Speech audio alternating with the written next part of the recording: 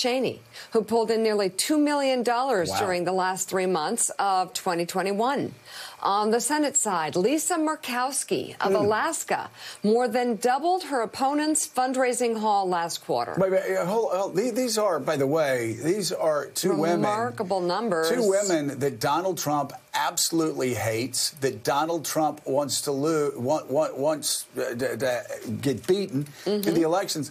And yet they're out fundraising everybody else. Last quarter, as a whole, the fundraising totals show that knocking pro-impeachment Republicans out of Congress will not be a walk in the park for Trump's preferred candidates.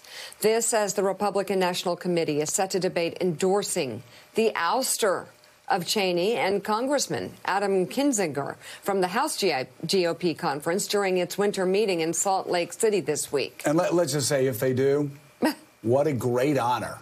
Yeah. What a badge of honor that would be for Liz Cheney and Adam Kinzinger.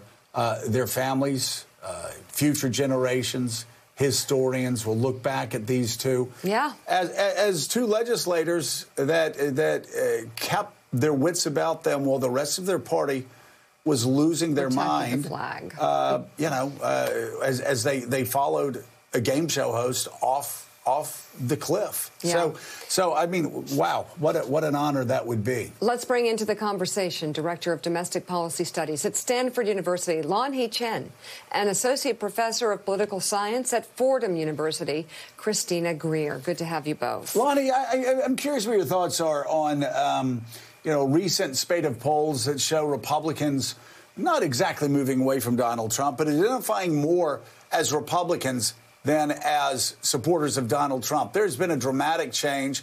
You've now got 44% of Republicans saying they don't want Donald Trump to run for re-election. I wonder what your thoughts are on that, and if you think that maybe that's why his rhetoric's becoming even more extreme. Yeah, Joe, I do think it's a reflection. And by the way, I think you're seeing this in the data across the country. Regardless of the state, I think you are seeing people saying that they are returning to a view that's closer to the Republican Party and closer to some of the traditional values the Republican Party has had. I do think, frankly, at the end of the day, what you're seeing with the fundraising that a lot of these incumbents are showing, a lot of the vision we're seeing within the Republican Party, is this notion that the party should and can be, I think, a big tent party again. Remember, Joe, when you were in Congress, when we were talking about the Republican Party from that period of time, it was a very different conversation. It was, how does the Republican Party become more appealing? How does it become more appealing to voters of color? How does it become more appealing to people across the political spectrum? And unfortunately, we went away from that conversation for some time.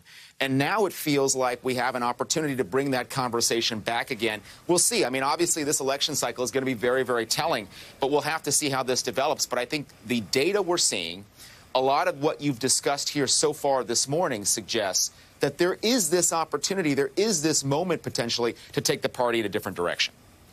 Hey, Professor Greer, Jonathan Lemire, great to see you this morning. Want to get your take on this. Yes, polling suggests there are perhaps there's a slight lessening of Trump's grip on the Republican Party, but he is still far and away the most dominant figure in the GOP. If there is an opening there, who can take advantage of it? Or do you believe this is a temporary blip and that he, when all is said and done, if he wants it, he's the nominee in 24?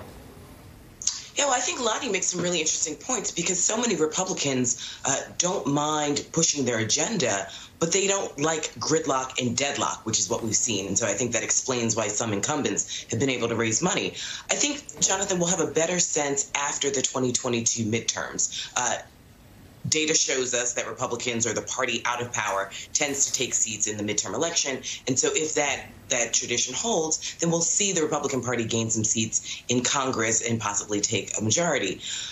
Now, after that, we will see either people kissing the ring of Donald Trump or trying to distance themselves and saying, well, why aren't we going after immigrants or people of color? Are we becoming the party of white nationalists only? Why aren't we talking about a social safety net? And some old school conversations that Republicans used to have under, say, someone like George H.W. Bush. Republicans used to support Planned Parenthood.